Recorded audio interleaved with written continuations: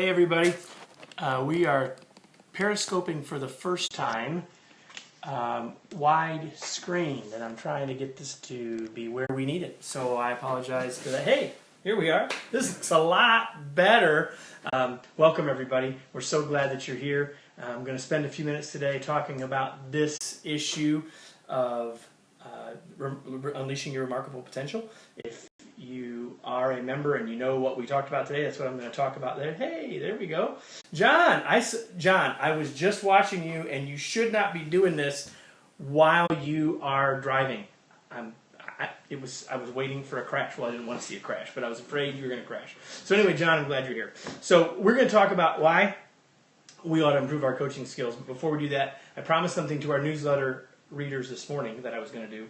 So today is the anniversary in 1930 of the first woman to do a transcontinental flight as a passenger across the United States, and that was Laura Ingalls Wilder, who you may know as the author of a variety of books, including Farmer Boy. Most famous of those is Little House on the Prairie. So if you like Laura Ingalls Wilder, read any of the books, this is the time to give us some hearts. Would love to see them. But here's the point that I want to make about her. So yeah, first woman to be a passenger transcontinentally across the United States, kind of cool. But I promised to my newsletter readers this morning that I'd talk a little bit about why she's important to me. So while the show, there's some Laura Ingalls Wilder hearts. So you may know the show. I'm going to have to move me up a little bit more. You may know the show, know the books from the show, which Michael Landon was on and all that, and that's fantastic. And if you love the show, that's great. But my history goes back. My history goes back to my grandmother, who loved the books. My grandmother was also my 5th grade teacher. And in the 5th grade, my grandmother read from a couple of those books a little bit each day. And the cool thing about all of that is that at I believe it was my 20th class reunion. I'm sorry, everybody. I'm going to try and get this to stay up a little higher for us, so you can actually see my whole head. The coolest thing happened, I think it was my 25th class reunion, when one of my classmates came up and said, "Hey, do you remember when your grandma read to us from the Laura Ingalls Wilder books?" I said, "Of course I do." And I read all of the books, I believe all of them as well. And the comment was made, "Well, I read them to all of my kids because of your grandma." So that's just kind of a cool thing for me. So my grandma loved the books, my grandma loved the show, and hopefully if you only ever saw the show, you can still see it, I think, on like TV Land or somewhere. But even if you only ever saw the show, I'd encourage you to read the books or get your children to read them. It'd be great. I think my camera keeps sliding down and my head goes away. The other thing that I promised to talk to you about today is about our coaching skills. And I'm doing this in part because tomorrow is National Coaching Day, and I don't know if you know this, but you can pretty much assign anything to be a day, be the day that you want it to be. I've got to move this up and see if I can get it to stay. Apologize for this, everybody. Let's see if I can lock that in and get it to keep from scooting down on us. Hey, maybe that'll be better. Maybe I actually have it figured out now. Maybe I need some coaching from someone else in the building. So National Coaching Day tomorrow. You can pretty much get any day to be your day if you want to, so choose that. But I think it's pretty great that there's a National Coaching Day. And, most of us would think about, well, I've got to be a better coach for my team. And there's absolutely nothing wrong with being a better coach for your team. I want to be a better coach for my team. I want to be better able to help my team members be successful. I want to be better able to help my team members grow. I want to be better able to help my team members help us do a better job for all of you. All those are good reasons. But I think it's important, and I wrote about in our newsletter this morning about how when we improve our coaching skills, how it improves our results. And I'd encourage you to think about that just a little bit. See, when there are all these other great reasons why we ought to be a better coach. There's business reasons, there's the reasons for the team member, there's the reasons for the organization, and all those things. But I think there's a bunch of reasons that matter just for us. And so I want you actually right now to be a little bit selfish. And I want to I'm going to highlight the 5 things that I talked about this morning. The first one is that, listen, when we do a better job of coaching other people, our job gets easier. I mean, there's not much better more selfish reason than that. If I can make my life easier by helping someone else be better, so I don't have to worry about things that they do, I don't have to follow behind them, I don't have to check up on them, then I'm going to makes my job easier, makes my life easier. Why wouldn't I want to do that? That's a fantastic reason, don't you think?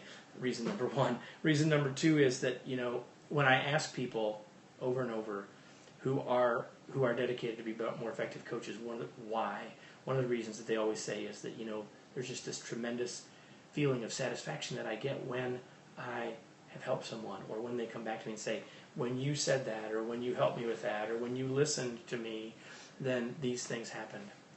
It's sort of the feeling that we get from our kids when we see them doing something great. And one of our team members today was telling me about her son. So this is Lisa, about her son Austin, who was named he's in a third and fourth grade football league, and the season is over, and his team didn't do all that great, but he was named, of all the players on all of the teams in the league, as got the sportsmanship award. And the pride that Lisa had in her voice this morning as she shared that with me was amazing. And we would all understand why that is. I believe that's while the people that we coach are not our children, of course, I'm not suggesting that they are. I would tell you that some of that same feeling, we can get that feeling of satisfaction, that feeling of fulfillment, that feeling of making a difference. When we coach more successfully, these things come to us as a result of us coaching. And we're not doing it for that reason, but we know it comes as a result, and that is extremely powerful. The thing about being a better coach is that all of the skills that it takes to be a better coach help us in every other part of our life. And that is cool. I mean, if we want to be a better coach, we got to be a better listener. That helps us in all other parts of our life. If we want to be a better coach, we got to be better at asking questions. That helps us in every other part of our life. Directly being able to coach, give advice, if you will, give wise counsel, to direct people in new ways, to help them find new answers, helps us not just at work, but other places as well. I mean, aren't those the things, thank you for the hearts, aren't those the things that we want as parents to be able to do? So when we build our coaching skills, we're building life skills. A long time ago, I figured out that while I figured out I was put on earth to train and to teach and to facilitate learning, what I really figured out was the things that I was best at, the things I was most passionate about, the things that added the most value for me and the people that I was teaching were skills that applied both personally and professionally, and coaching skills clearly fall into that pattern. The fourth thing is that, when we coach others, we learn more than they do. I mean, if we're really present as a coach, we're learning from their experiences. We're learning through sharing of our ideas, because when we move them from being thoughts in our head to words coming out of our mouth, when we now clarify our own thinking, we learn from that. We learn in a variety of ways when we are coaching others. You probably heard the idea that the teacher learns more than the student. This is true. This is true for us as coaches. The opportunity for us to learn from it is significant, and we should take advantage of it. Now, I've just given you 4 reasons why I think you ought to coach for yourself. Now, the reality is, however, if you try to do this only as tactic, and that you don't really care about the person you're coaching, you're only doing it for yourself, you won't get these things anyway.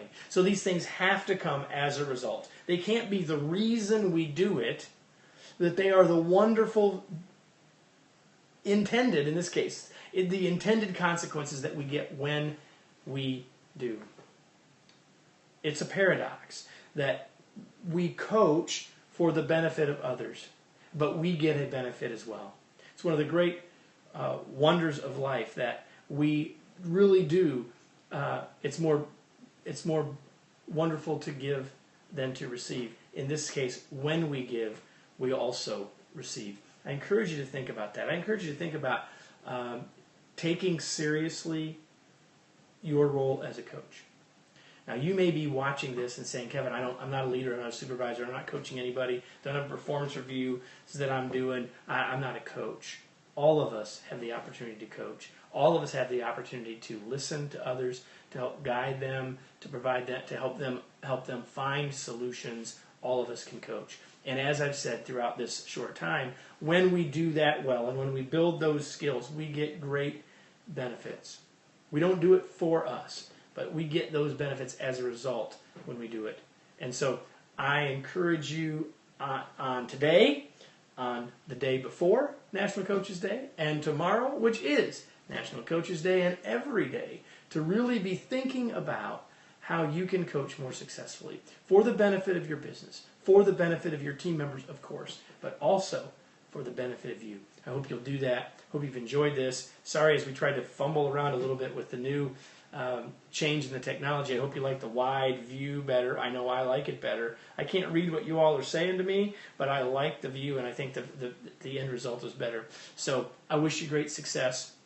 I hope that you'll come back and join me for a future Periscope. I'm going to be traveling for a day. I may try something with my phone while I'm traveling. If so, we'll tweet it out so you know about that. Thanks again so much for joining us, and we look forward to talking to you soon. Have a remarkable day.